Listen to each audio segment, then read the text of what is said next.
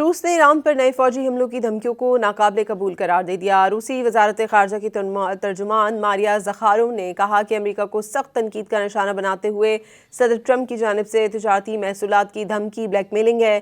انہوں نے امریکہ کو خبردار کیا کہ ایران میں بدامنی کو جواز بنا کر دوبارہ حملے نہ کرے، جیسا کہ گزشتہ سال جون میں کیا گیا۔ امریکی اقدام مشرق وسطیٰ میں تباہ کن نتائج کا باعث بنے گا اور عالمی سلامتی کے لیے بھی خطرہ ہوگا۔ روس نے ایران پر نئے فوجی حملوں کی دھمکیوں کو ناقابل قبول قرار دے دیا۔ روسی وزارت خارجہ کی ترجمان ماریا زخاروو نے کہا کہ امریکہ کو سخت تنقید کا نشانہ بناتے ہوئے صدر ٹرمپ کی جانب سے تجارتی محصولات کی دھمکی بلیک میلنگ ہے۔